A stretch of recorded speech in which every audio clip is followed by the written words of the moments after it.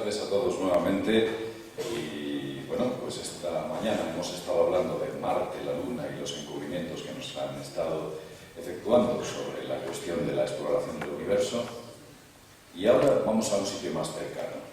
Nos vamos a nuestra Tierra, e incluso tan cercano como profundo.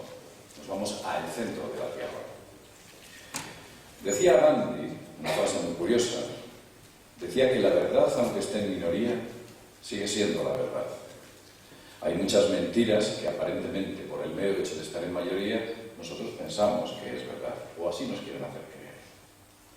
Existen importantes dogmas e importantes axiomas que a lo largo de la historia se han ido derrumbando, porque el paso de los tiempos ha hecho que esas pequeñas minorías o verdades en minoría pasen a ser grandes verdades en mayoría. Esas verdades han ocurrido en muchos campos. En este caso, por ejemplo, en los dogmas geológicos que se han derrumbado. Fue Pitágoras quien empezó a decir que la Tierra era plana. Para él, la percepción de la Tierra era una especie de superficie plana. En ningún caso se le pasó por la cabeza de que pudiéramos estar viviendo en una esfera. Fue Eratóstenes quien descubrió que la Tierra era esférica. Entonces fue aquello toda una revolución. Y él lo demostró. Más posteriormente, fue en el siglo I, cuando Plinio el Viejo demostró nuevamente y asentó esa idea. Durante el siglo XX, muchas personas creen que en el medievo la gente era absolutamente ignorante y pensaban que la Tierra era totalmente plana, o que la Tierra acababa en el confín, o que la Tierra no sé qué. Entonces ellos ya sabían perfectamente que la Tierra era esférica. El problema que tenían es que no tenían los medios de navegación suficientemente adecuados como para poder llegar al otro lado del charco, por decirlo de alguna manera. Desde hace, como ya he dicho antes, desde hace 2300 años se sabe cuál es su forma. Y desde luego, desde hace 19 siglos se estableció como dogma la esferidad del universo. Hace ya mucho que sabían que nuestro planeta era una esfera. Pero la revolución la empezó a cambiar, en cierto modo, Alfred Wegener. Alfred Wegener fue quien planteó la idea de la separación de los continentes. Él, cuando era un jovencito estudiante, con 8 o 9 años, al observar un mapa mundi en su colegio de primaria, cuando estaba estudiando, vio que las piezas encajaban extrañamente: Sudamérica, África, Australia, la India. Él se dio cuenta de que aquello parecía que se había movido, que se había desplazado. Esa es la idea. Y esa idea se la sugirió a su profesor. Su profesor se reía de él. Su profesor se estaba riendo de su propia ignorancia, porque Wegener había descubierto que efectivamente, en un momento dado de la historia, la Tierra estaba unida en un solo continente cuyo nombre era Pangea. Esa era la teoría que Alfred Wegener descubrió. Pero Alfred Wegener pensaba que las placas tectónicas se desplazaban. Posteriormente veremos como quizás lo que no se esté desplazando sean las placas tectónicas, sea otra cuestión. La comunidad científica a principios del siglo XX se reía, como ya he dicho, cuando Wegener comenzó a promulgar esta idea ya con una edad madura, y desde luego hoy en día esa cuestión de la que se estaban riendo es una idea totalmente asentada. Pero ¿qué queremos decir cuando en esta ponencia hablamos de que la Tierra es hueca? Hablar de que la Tierra es hueca es una auténtica osadía. Es un atrevimiento. Pero ese atrevimiento tiene un fondo que les voy a explicar en estos momentos. ¿Qué es la Tierra hueca? Cuando decimos que la Tierra es hueca, tratamos de decir que la geomorfología de la Tierra es como una esfera hueca. Una esfera en la cual en el centro brilla un sol interior. Una esfera en la que existen los mismos elementos geológicos que existen en la parte exterior: mares, ríos, montañas e incluso océanos. También existen, para acceder a ese mundo interior, dos aperturas, una situada al norte y otra situada al sur, denominadas aperturas polares. Desde luego todo esto es una auténtica osadía y está dinamitando la cuestión o la conciencia de la geografía actual tal y como la conocemos. Hubo muchos científicos que plantearon esta idea. No piensen que yo me he subido aquí y me ha subido la sangre demasiado a la cabeza, la presión arterial me ha afectado y he decidido plantear la idea de que la Tierra es hueca. Muchos de ustedes conocerán a Kepler, un gran matemático, un astrónomo eminente. Kepler escribió un libro que se llamaba Somnia, y en ese libro decía lo siguiente: la luna y los astros deben ser huecos. Ella planteaba esa posibilidad. A él en ciertas cuestiones no le encajaban, y la única forma en la cual le encajaban es planteando la idea de que todos los orbes, o gran parte de ellos, eran huecos. Posteriormente a Kepler, otro importante científico, como fue Edmund Halley, allá por el siglo XVII, también planteó, este es Kepler, y aquí tenemos a Edmund Halley. Fue también un matemático, fue un astrónomo. Este tipo fue muy inteligente para su época, incluso desde luego lo hubiera sido para la nuestra. Descubrió la periodicidad del cometa Halley, redactó la primera carta de la declinación magnética, calculó la excentricidad del planeta, calculó los movimientos de las estrellas, calculó las primeras tablas de mortalidad en el mundo, dirigió durante muchos años el observatorio de Greenwich. Este hombre era un genio. Propuso, entre otras cosas, que la Tierra debía ser obligatoriamente hueca. No había otra alternativa. Eso para Edmund Halley. Había más gente a posteriori que planteó esta misma idea. Tenemos aquí a Euler. Leonhard Euler. También, como los dos anteriores, matemático y astrónomo. Vivió en el siglo XVIII y planteaba la idea de que la Tierra tenía que ser obligatoriamente hueca. En ningún caso puede ser maciza la Tierra. No le cuadraban los datos, no le cuadraban esas ideas. Hubo más. Sir John Leslie, también un importante científico e investigador allá por el siglo XVIII y XIX, planteó que la Tierra tenía que ser hueca. Y en el siglo XX, dos importantes científicos, de los cuales he hablado esta mañana, como fue Basin y Servakov, planteaban de que la Luna debía ser hueca, de que la Luna no era un cuerpo macizo, y como a ellos geológicamente no les cuadraba, incluso propusieron o proponían de que la Luna era un cuerpo artificial. Hubo más científicos, por ejemplo, Clifford Wilson. Clifford Wilson fue un famoso científico del siglo XX, muy polifacético, que planteaba también la idea de que la Tierra tenía que ser obligatoriamente hueca. Robert Boyle, el famoso Robert Boyle, que todos conocemos por las leyes de los gases, pues también planteaba de que la Tierra tenía que ser obligatoriamente hueca. Sir Christopher Wren, el profesor John Sikorsky, que incluso John Sikorsky es un científico contemporáneo, y este hombre estaba muy ligado a mí. Él se indignaba. Cuando alguien le decía que la Tierra era maciza, él se ponía frenético. Él decía, eso es imposible, eso es una barbaridad, eso es absurdo. Los cálculos de gravedad no le cuadraban. Si la Tierra fuera hueca, nosotros mediríamos centímetros debido a la gravedad, a la tremenda gravedad que tendríamos que soportar. Aquello no le cuadraba. Otro, como por ejemplo el doctor Gordon McDowell de la NASA, tampoco le salían los cálculos de la gravedad. Él hacía números constantemente y decía, bueno, es que se disparan, esto es totalmente absurdo. La Tierra no puede ser un cuerpo macizo, máxime teniendo en cuenta que la ley, que la geografía universal está diciendo que el centro de la Tierra no solo es macizo, sino que está compuesto en gran parte por hierro y níquel, níquel y hierro. Como ya he dicho, también había más. Estaba el doctor Sim Salomon, otro director del Massachusetts Institute of Technology. Para que se hagan una idea, el Massachusetts Institute of Technology es una especie de Everest de la ciencia mundial. Esa es la cima, de ahí salen los mejores cerebros a nivel mundial. Bueno, pues este hombre, el que aparece a la derecha de la imagen, el profesor Solomon, decía estas palabras: existe la pavorosa posibilidad de que la Tierra sea hueca.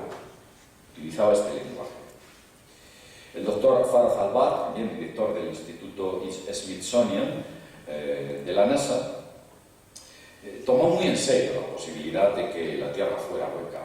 Él se lo planteó muy en serio. Vio que no solo no era ciencia ficción, sino que estaba hablando de que había datos científicos que podrían avalar claramente la oquedad de nuestro planeta. Pero el doctor Farouk Al-Bab, quien tenía a su cargo el Instituto Smithsoniano, una especie de centro donde se almacena la ciencia, vamos a utilizar este término para que ustedes lo entiendan, una especie de museo de la ciencia, hizo una gran presión a la NASA para que emprendiera unas investigaciones para demostrar que la Tierra era hueca. Esas investigaciones fueron puestas a cabo por la NASA en el año 1974. En la actualidad, los resultados de dicha investigación no se han puesto o no se han dado a la luz. Se mantienen con el estatus de alto secreto, top secret. Otro estudio mantenido en secreto. Otro estudio mantenido con el apóstrofe de clasificado. Esta mañana he hablado de que había 460 millones de documentos clasificados desde el año 1945 hasta 1990. Hablaba de que había 1.000 millones de documentos clasificados desde el año 1945 hasta el año 2010, fecha actual. Pero vamos a hacer demagogia. Los políticos la hacen, yo la puedo hacer. Vamos a hacerla. Dice que en el año 2001, ese fue un buen año para la clasificación de documentos, ya que clasificaron 16 millones de documentos en el año 2001. En la década de los 90, las cosechas fueron muy buenas porque clasificaron 200 millones de documentos en los 90. La cifra de clasificación de estos sujetos es de entre 125 y 150 documentos al minuto. Son unas auténticas máquinas. Hay un dato que sí podemos saber, y es lo que les cuesta imprimirlo, porque esos datos aparecen en el Acta de Libertad de Información, aparecen los costos de la impresión de los documentos clasificados.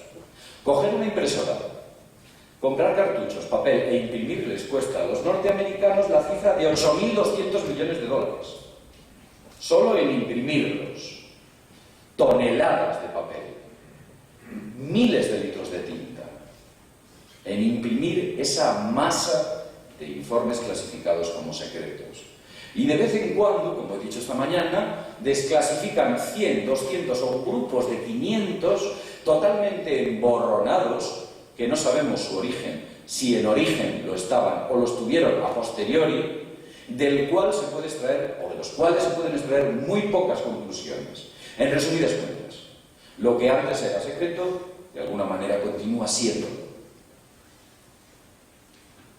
¿Qué esconden esos documentos? Quizás de lo que aquí estamos hablando, de las cosas que se han dicho hoy y de las que se dirán mañana, nos estamos quedando muy cortos con respecto a lo que realmente está ocurriendo. Quizás sea así.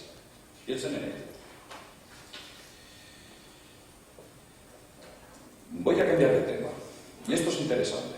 Yo soy un hombre que en ocasiones divaga, pero es importante para darle un contexto global a todo lo que trato de decir. Las mayores profundidades excavadas en la Tierra han sido rusas. Han alcanzado una profundidad de 12 kilómetros de profundidad en una explotación petrolífera. Aquí concretamente está la explotación petrolífera de Kola 3.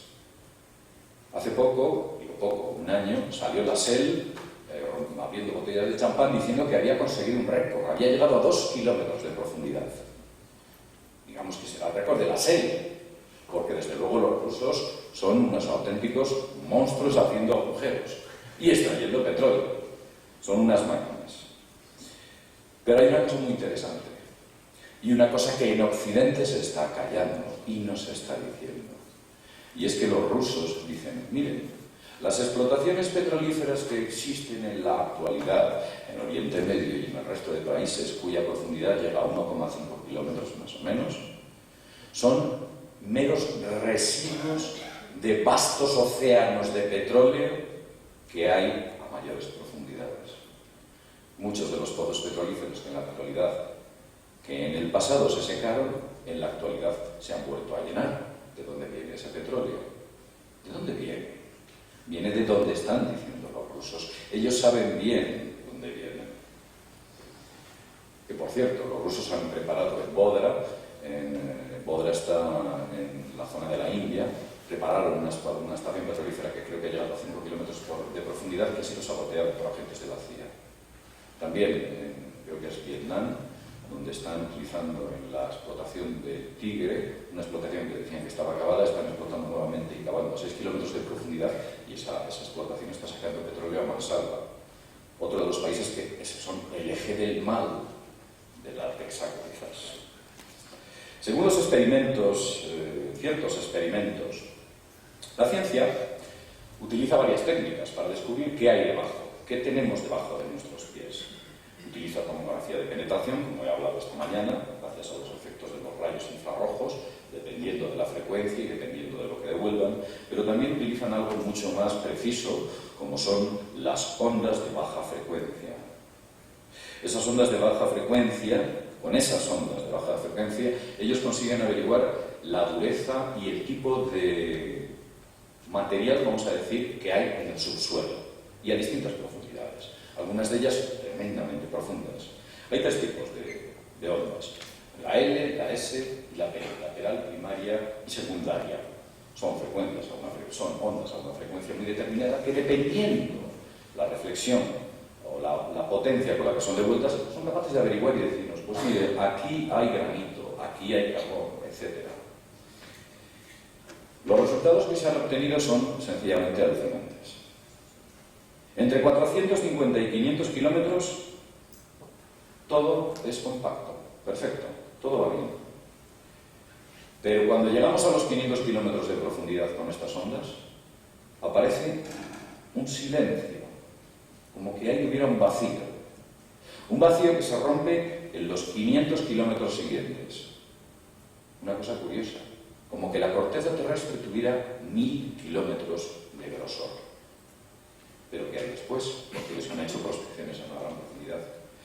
Encuentran de todo, ruidos blancos, ecos extraños, nada concreto. Entonces, claro, al ver que todo lo que se estaba devolviendo a partir de 1000 kilómetros no tenía ningún tipo de valor científico, los científicos empiezan a pensar la ciencia occidental limitada, que es una ciencia limitada. Si os dais cuenta, la ciencia occidental a todo le pone freno, la velocidad de la luz, etc. Bueno, pues una ciencia limitada.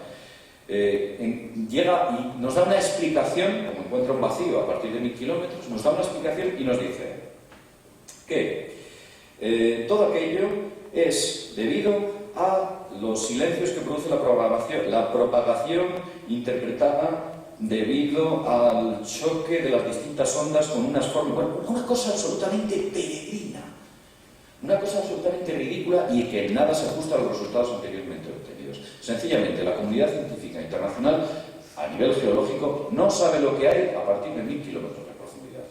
No sabe absolutamente nada. Lo que hacen son hipótesis, muchas de ellas, como ya he dicho, totalmente peregrinas.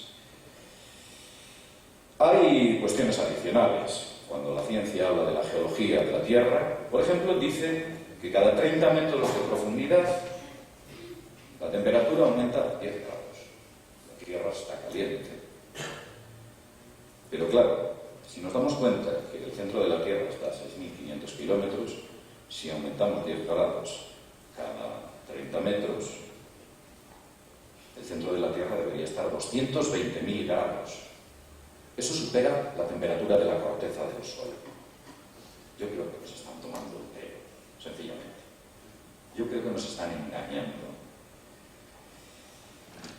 Todo este tipo de datos que la ciencia actual limitada intenta darnos o intenta que nosotros asumamos, están avalados sobre todo por un poderoso puntal, y son los medios de comunicación aliados de estas ideas. En realidad los medios no tienen culpa. Cogen datos científicos, son expertos y se los transmiten a la comunidad internacional, a las sociedades. Las sociedades los leen y lo dan por bueno. No todo el mundo es geólogo para saber interpretar. Sabemos que un avión vuela, no necesitamos saber por qué, pero vuela. Pues esto es lo mismo. Nos cuentan que efectivamente es así y nosotros creemos que es una verdad asentada. Y si nos lo repiten 1000 veces, cuando llega otra persona y nos dice que no es así, le decimos, pero bueno, tú estás tonto, ¿qué me estás diciendo? No es cierto, la tele lo ha dicho. Es la televisión, el oráculo, el que ha dicho que eso no es como tú me estás contando. Es esa verdad en minoría la que realmente esté o esté mucho más cerca de las cuestiones reales. Pero continuemos hablando de la oquedad de la Tierra. Algunos se pensarán que efectivamente, cuando yo estaba hablando de aperturas polares, tanto de la zona norte como de la zona sur, alguien habrá tenido que ir a aquellas inhóspitas zonas. Que efectivamente han ido exploradores polares de muchas naciones. Pero muchos de esos exploradores polares han contado cosas muy extrañas. Por ejemplo, voy a ir un poquito para adelante, tenemos aquí a Fridtjof Nansen. Fridtjof Nansen escribió es un sueco. Fridtjof Nansen escribió una obra que se llama Farther North, donde él hablaba de la exploración que hizo al centro de la Antártida. Y en esa exploración cuenta cosas muy extrañas. Esto ocurrió en el año 1900. Aquella gente, como dijo Felipe Botalla, iba a pie, recorría enormes e inhóspitas distancias para alcanzar el objetivo de cruzar o llegar al centro antártico. Él decía que en aquella exploración, en aquella visita al infierno, encontró y sintió haberse sentido extraviado durante casi un año mientras se dirigía al pueblo. Comentaba en su obra Farther North que se sentía que el clima se hacía más suave y la brújula se tornaba inservible. Decía que los datos que la brújula le proporcionaba no eran válidos, se verticalizaba la brújula. Y encontró que había muchas tormentas que arrastraban polvo de arena. En la Antártida no hay polvo, y mucho menos de arena, polvo de arena. Dice que también encontró huellas de pequeños animales, parecidas al zorro, pero que no eran de zorros. También cuenta en aquellas obras que al retornar sobre sus pasos nuevamente encontró los vientos helados y su brújula comenzó a volver a ser servible. Este hombre fue Premio Nobel de la Paz por su trabajo en ACNUR, en las Naciones Unidas, en el año 1922. Y por cierto, fue de los pocos hombres honrados que hay en las Naciones Unidas. Las Naciones Unidas es un nido de hombres corruptos. No es porque le hayan dado el Nobel, se lo dieron a Kissinger, imagínense de qué honradez estamos hablando. Se lo dieron a Obama, no se lo dieron a Andy. Entonces no nos vale. Lo cierto es que a él se lo dieron, quizás se lo merecía. Independientemente de todo esto, podemos considerar que este hombre tenía un grado de honradez aceptable. Hubo más exploradores. Por ejemplo, tenemos aquí a George Hoover Wilkins. Este era un hombre bragado, un hombre duro. Este fue un explorador australiano de la Antártida. También en sus obras y en sus relatos cuenta las extrañas experiencias y extrañas anomalías climáticas que pudo observar en un libro que se titula Tierra Desconocida. También cuenta historias parecidas a las que contaba Fridtjof Nansen. Y tenemos aquí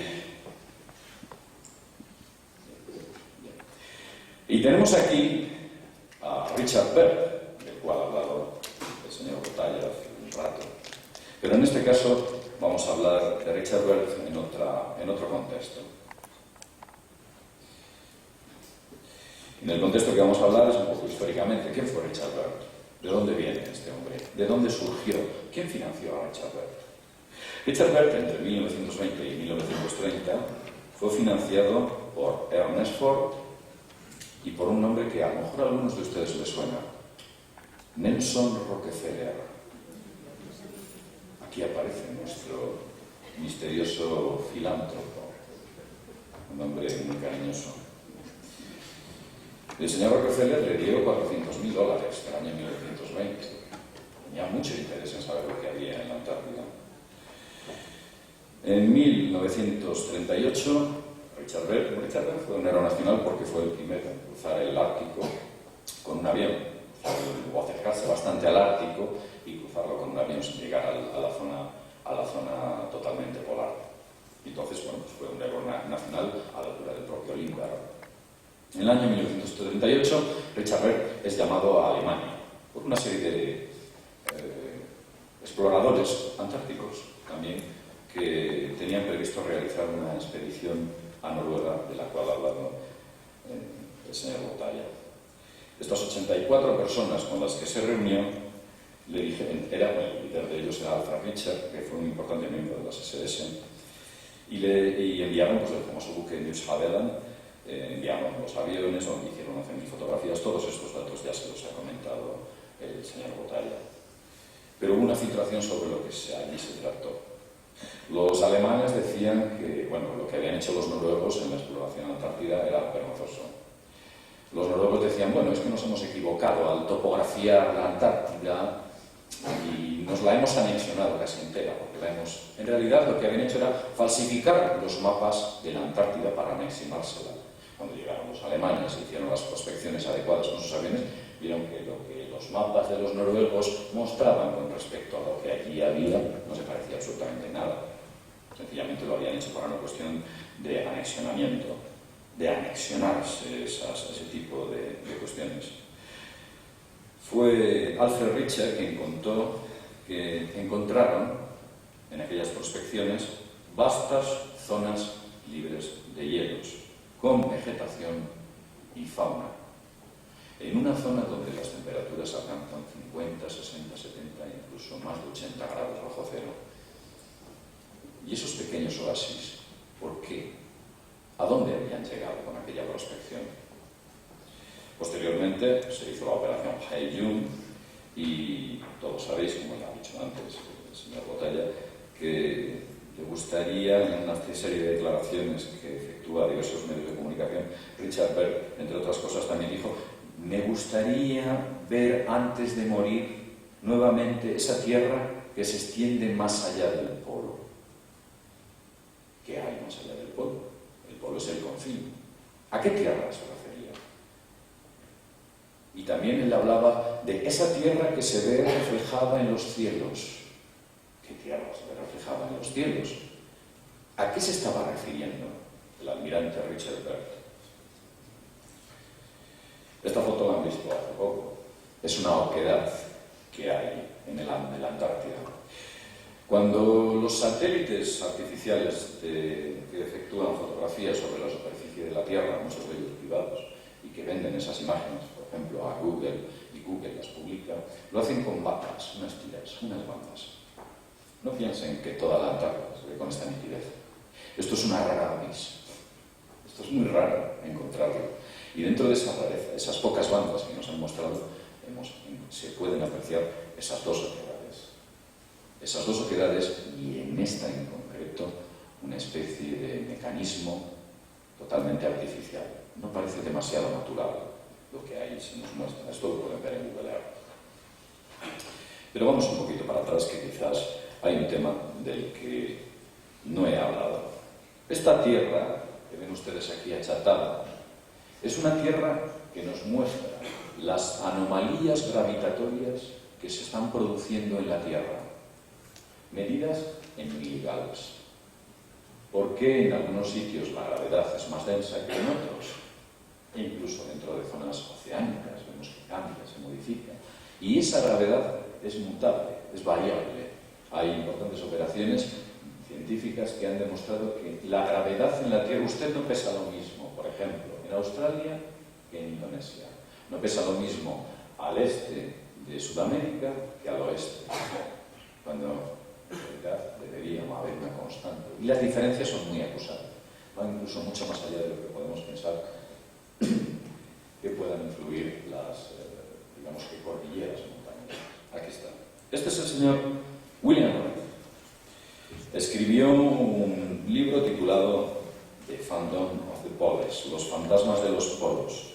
Él recopiló un montón de documentación que existía hasta entonces, principios del siglo XX, sobre las prospecciones, exploraciones polares de los dispersos, de aquellas personas que se aventuraron en los polos. Y entre esas cuestiones encontró muchas anomalías. Hizo una pequeña recopilación de esas anomalías y una serie de preguntas, muchas de ellas muy incómodas. Esas preguntas se las voy a contar a ustedes. Por ejemplo, si la Tierra no es hueca, ¿por qué el viento norte en el Ártico se hace más cálido a medida que uno navega más allá de la latitud de 70 grados que hay allí para que aumente la temperatura. Debería estar más frío y sin embargo no lo está. La temperatura aumenta porque hay vientos del norte cálidos y mar abierto a lo largo de cientos de kilómetros al norte de la latitud 82 grados. Eso es incompatible. Hay más hielo en un cinturón exterior que en la corona, cuando debería ser al contrario. ¿Por qué esos vientos transportan polvo allí donde supuestamente no hay tierra? Polvo de tierra, si no hay tierra en la Antártida, porque hay polvo. Después de llegar a la latitud 82 grados, ¿por qué la brújula se verticaliza? ¿Dónde está el centro polar? ¿Dónde está el centro magnético? Tal vez no está en el suelo, está en una zona del aire. En el aire se verticaliza. Es como que usted ha centrado en un sitio y la brújula continúa apuntando hacia esa zona polar. ¿Por qué portan ramas, troncos y polen algunos icebergs? Si en la Antártida no hay ramas, polen y troncos. ¿Por qué millones de aves migran al norte en los meses de invierno? Esto es absurdo. Hace frío. ¿Por qué se van a buscar más frío? ¿Por qué la Tierra es achatada en los polos? Una buena pregunta. Unas respuestas peregrinas encontrará un geólogo, pero no le dicen por qué. Una demostración científica de que eso es real. ¿Por qué el clima es más cálido cerca de los polos que a 1000 o a 1600 kilómetros de allí? Se nos ocurren preguntas más actuales. Por ejemplo, en el último, y digo último porque posiblemente la historia ya haya más, en el último tsunami en Sumatra, cuando este se llevó a efecto y hizo aquella gran devastación sobre aquella zona geográfica, los científicos australianos detectaron durante semanas que la Tierra vibraba como una campana. Si la Tierra es maciza, ¿por qué vibra? Solo puede vibrar como una campana si la Tierra es hueca. Se produce una vibración de ondas, como una campana. Hoy en día hay bases estadounidenses en los polos, situadas cerca de las aperturas polares. Una de ellas, la principal quizás, sea la situada o la llamada base Amundsen-Scott, una base muy avanzada, recientemente ha sido reformada y sobre todo está muy militarizada. Este individuo, este sujeto que vemos aquí, estuvo destinado a esa base, fue jefe de esa base durante mucho tiempo y como premio le hicieron a posteriori director del proyecto que está llevando, el proyecto científico del control de Marte. Alguien utiliza a los mismos sicarios para esconder importantes secretos. Este hombre se llama Michael C. Malin. Pueden buscar su currículum en internet. Ahí está. Es el mismo sicario. Voy a volver atrás y hablar de algunas cuestiones que me he pasado y que me parecen de suma importancia. No se fíen de sus hombres. Este es Gerardo Mercator. Este hombre también era una mente muy brillante, matemático, astrónomo, geólogo, un hombre inteligente, un hombre honrado, especialista en el diseño de mapas, Gerardo Mercator. Se le llamaba el cosmógrafo oficial de la corte alemana. Él hacía los mapas para que Alemania consiguiese estar a la altura del resto de países que estaban, digamos que anexionándose el resto del mundo que se estaba descubriendo. Tuvo acceso a importantes mapas Mercator, mapas diseñados por los mejores almirantes del mundo, pero también mapas que eran ancestrales.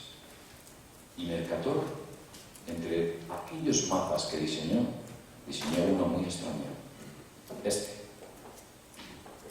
En él podemos observar la Antártida con ríos y podemos observarlo libre de hielos y con una oquedad central. ¿De dónde sacó esos datos el señor Mercator? Algo muy extraño, un extraño mapa. Pero hablemos de las auroras boreales.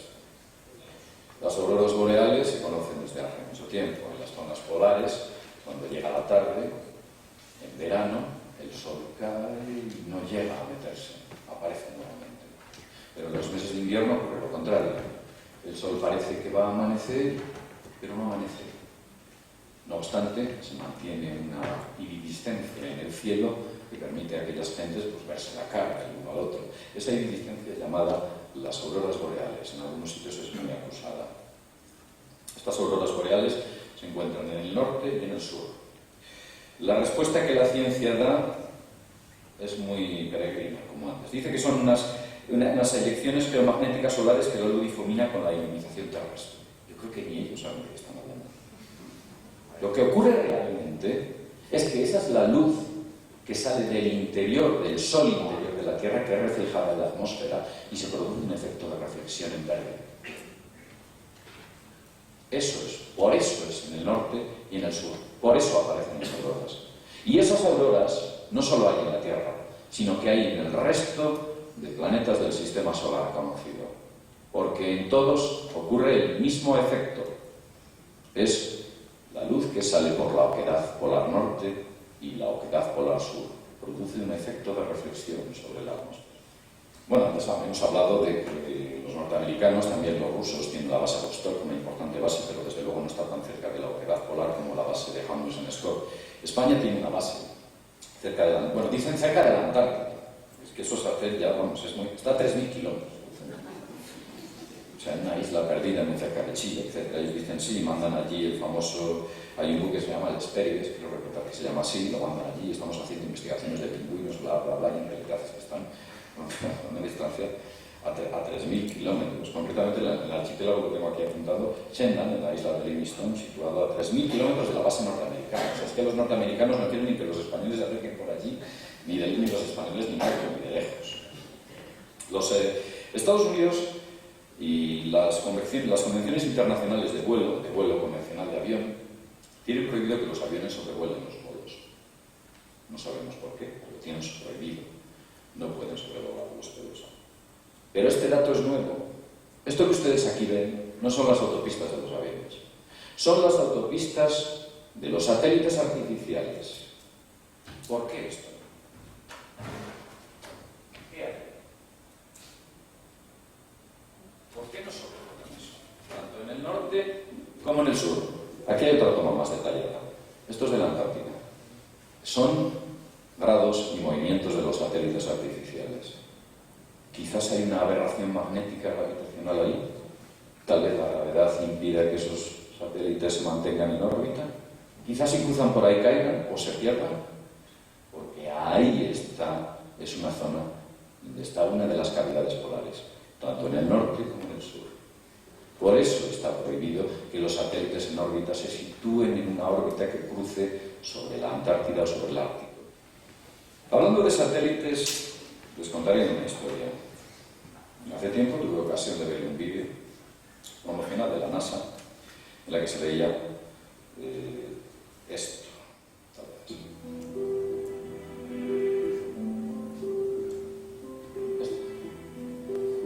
Muchos pensaron que lo que el Space Shuttle estaba filmando era una imagen generada por ordenador.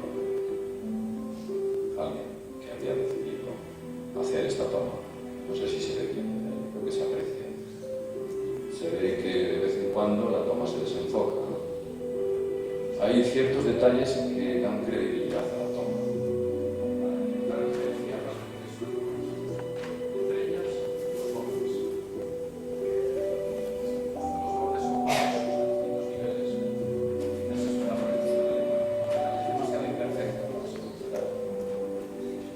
Pensé que esta ventana que aquí podemos ver, no se te oye.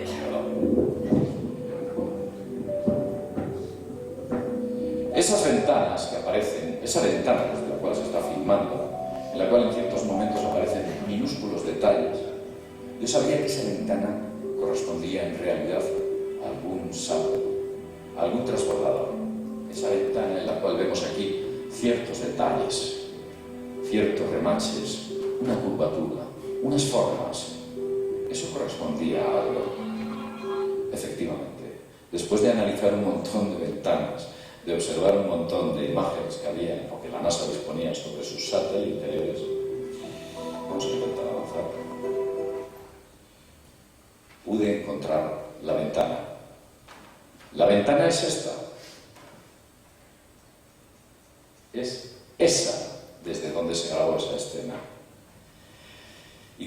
solamente los detalles que aparecen en el vídeo y que corresponden milimétricamente con el mismo son esos remaches, tornillos y el chaflán de la propia ventana. Es evidente que pertenece a la misma. Y es exactamente del transbordador Discovery. No es ni del Columbia, ni el Challenger, ni del Endeavour, es del Discovery, porque en los otros no existe una ventana semejante, solo en el Discovery. Bien, como he dicho antes, voy a cambiar de tema, continuando con el mismo. Como he dicho antes, no solo la Tierra es un cuerpo hueco, todos los orbes del universo son huecos. El universo tiende a ahorrar, es un desperdicio hacer cosas macizas, no tienen sentido. Y como el resto de planetas, pues también son huecos. Aquí lo muestro. Esto es Marte, es una fotografía efectuada por un astrónomo aficionado. Y él lanzó una fotografía y desde ahí se puede ver la aurora boreal o el brillo que se genera ese sol interior al toparse con la atmósfera. Esta es otra imagen de Marte y otra imagen en la cual se observa perfectamente la salida de la luz del sol interior. Aquí vemos otra imagen más sobre Marte y vemos tres imágenes efectuadas por tres telescopios distintos en los que se observa también el mismo fenómeno.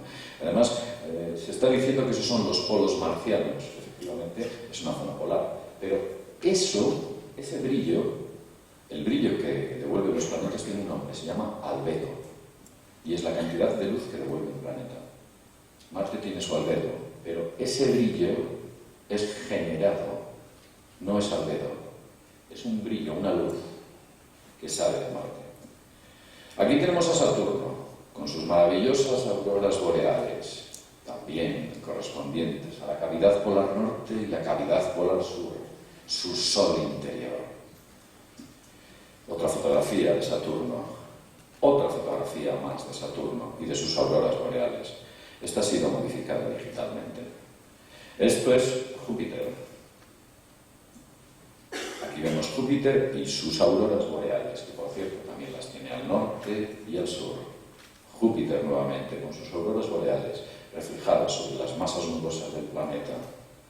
Esto es Venus, también tiene sus auroras boreales y muy brillantes. Esto no es reflejo del Sol. También planetas como Neptuno, podemos ver en esta imagen, también emite luz. La luz que sale por sus cavidades polares correspondientes a su sol interior. Aquí es donde nacen las estrellas. Las nebulosas, observen su forma, son huevos también. En el centro de las nebulosas existe una masa solar, hay un vacío y luego una corteza. En la creación de las grandes nebulosas también existe. En ciertas galaxias también aparece ese fenómeno. Esto es una animación en la que aparecen ciertas galaxias que sufren ese fenómeno de oquedad y corteza y centro luminoso. Esto es otra nebulosa, también es un centro con un sol y una corteza en formación de la nebulosa. Otra nebulosa, un centro solar y una corteza en formación. Otra nebulosa, otra más. Aquí se aprecia con más nitidez. Y esta es la más extraña de todas. Fue hecha en el año 2002 por la NASA. Cuando a la NASA le preguntaron, ¿qué es eso? La NASA dijo, pues sinceramente no lo sabemos. Eso que ahí aparece, y esta es la secuencia, es la destrucción de la corteza exterior de un sol. Y cuando ese sol destruye su corteza interior a través de una de las cavidades, aparece el sol interior que alberga. Es una estrella moribunda. Esto es lo que ocurre, porque los soles también son huecos. Y cuando ustedes les preguntan a la NASA qué es lo que ahí ven, oficialmente les dice que no saben. Busquen esta imagen, busquen en internet dentro de las páginas de NASA y darán una respuesta peregrina como diciendo, pues mire, estamos investigando en qué es lo que aquí ocurre. Es lo mismo, pero a otro nivel, lo mismo que ocurre en la Tierra. Continúo. En este caso es otra nebulosa, otra galaxia, es una galaxia, o la formación de un cuásar. Esto es un cuásar. Formación de otra galaxia, como vemos también el Sol central, la zona de vacío y la corteza exterior. Otra más, la formación de diversos tipos de galaxias. Esto es un púlsar. En el púlsar también se produce un efecto parecido. Oquedad norte, oquedad sur, por la que sale el brillo intenso del Sol en rotación y el resto una masa en formación. Otra más. Pero claro, podemos pensar que solamente de los científicos con los que hemos estado hablando son los que llegaron a esas conclusiones. En realidad hay muchas tradiciones populares que hablan de la posibilidad de un mundo interior. Ancestrales tradiciones o ancestrales ideas que hablan de un mundo que existe debajo de nuestro mundo. Por ejemplo, desde la llamada Agartha o desde la llamada Shambhala, extrañas ciudades que se encuentran en el interior de la Tierra, ciudades que están más allá de los polos, que se pierden en el norte. Las leyendas de los esquimales dicen que cuando los antropólogos preguntaban a los esquimales ¿de dónde vienen ustedes? ¿Cuáles son sus tradiciones? Los esquimales decían, nosotros venimos de unas tierras situadas más al norte. Una tierra que llaman Hiperbórea. Hiperbórea quiere decir siempre verde. Una tierra llamada Greenland, siempre verde. Una tierra donde, según se nos cuenta, no se pone el sol. El sol está siempre ahí, la noche no existe. Un lugar donde antiguamente se denominaba el Jardín de las Hespérides, un lugar donde la muerte, donde aquellos que morían moraban. Hay muchas cuestiones sobre las tradiciones del mundo interior, pero una de ellas es muy interesante. Nosotros conocemos el Génesis, la creación del hombre, Adán y Eva. El Génesis proviene del Talmud, el Antiguo Testamento, y el Talmud posiblemente provenga de las antiguas tablillas sumerias escritas en Akkad, introducidas por César Sitchin, entre otros. Estas antiguas tradiciones dicen que cuando Adán y Eva fueron expulsados del paraíso, ellos tenían miedo a la oscuridad, no conocían la oscuridad, donde vivían, en qué sitio moraban, donde siempre había día, tal vez en el centro, tal vez en el mundo interior, quizás. Hay otra tradición muy importante, el libro de Enoch. El libro de Enoch es un libro que cuenta que Enoch, un personaje bíblico, fue llevado por los Watchers, los vigilantes, a una especie de profundo abismo, y esto lo cuenta Enoch en su libro. Dice que es un abismo donde se extendían columnas de fuego celeste, donde no había firmamento, cuenta Enoch en su libro, que dicen que es posiblemente uno de los libros más antiguos que existen. Y también decía Enoch, donde su inmensidad es inconmensurable.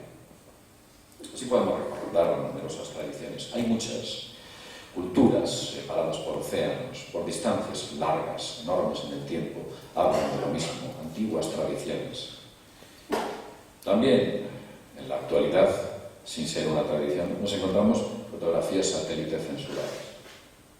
Esta es una fotografía satélite censurada de un satélite que estuvo haciendo prospecciones en la zona norte y zona sur. Concretamente, me parece que es el satélite ERAS, creo recordar, o Atlas, no recuerdo muy bien el nombre. Quizás lo tengo por aquí. Bueno, lo cierto es que este satélite fue mandado para hacer prospección en los polos. Cuando llega allí, nos censuran esta parte. La respuesta de los científicos es que como esa zona siempre había oscuridad, debido a la rotación solar, lo que hicieron fue directamente borrarlo. Vamos a poner cortina negra, lo borramos y punto. Eso es lo que dijeron. Una explicación también peregrina, que es lo que suelen hacer habitualmente. Hacen demagogia, eso les funciona muy bien. Pero continúo. Aquí vemos otras imágenes en las cuales se ve y se percibe que los polos, ciertas zonas de los polos, han sido censuradas. Ellos pueden decir que la recepción digital de las imágenes han encontrado ahí el mismo que encuentran en la siguiente. O en esta, el exceso de brillo hace que toda esa zona se ponga en blanco y que dejemos de ver lo que allí está ocurriendo. Les voy a mostrar algo, una cosa interesante. Esto que ustedes ven aquí es una de las pocas fotografías que tiene la NASA que nos ha mostrado sobre las masas nubosas que hay en el Ártico y en el Atlántico. ¿Por qué esas masas nubosas se estiran? Tal vez lo vean mejor aquí. ¿Por qué se alargan? ¿Hacia dónde van esas nubes? Como una especie de vórtice que las atrae. Quizás aquí se vea mejor. ¿Hacia dónde van esas masas nubosas? Y aquí en la zona norte ocurre lo mismo. ¿Hacia dónde van esas masas nubosas? ¿Por qué se estiran? ¿Por qué vemos cómo se alargan? ¿Vienen de algún sitio? ¿Tal vez del interior de la Tierra? Lo cierto es que estas fotografías, hay muy pocas de estas fotografías en las cuales se puede apreciar este efecto, pero algunas de ellas están aquí y las están viendo. En esta se aprecia mucho más nítidamente, como las nubes se estilizan, se alargan. Esta es la zona norte.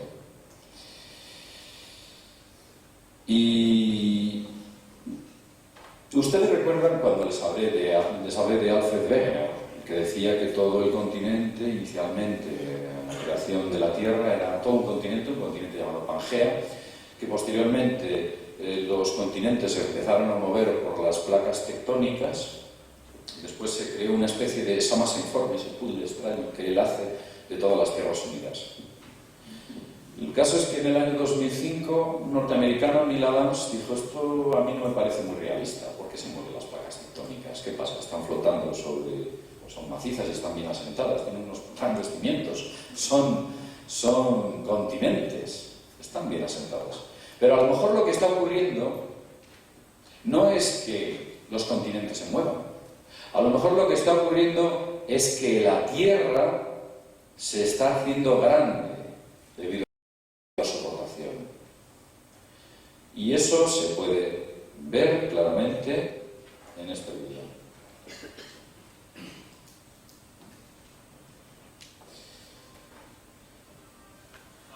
Si observan, el tamaño de la Tierra comienza grande. Si reducimos el tamaño de la Tierra, eliminamos el agua y acercamos los continentes, que evidentemente aparecen bien reflejados con la Tierra, vemos que la Tierra, al hacerla pequeñita, los continentes se acercan y encajan perfectamente.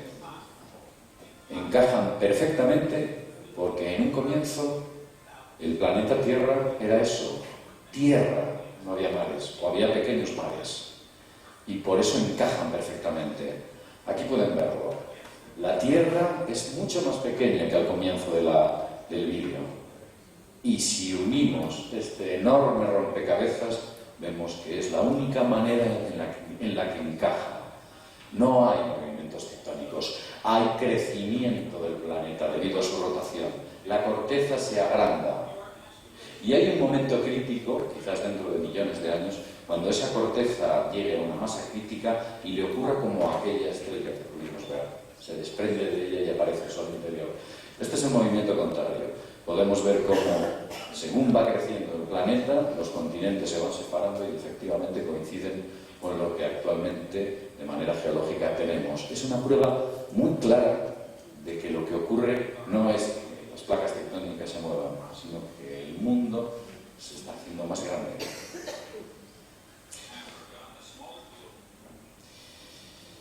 Bueno, después de esta larga perorata,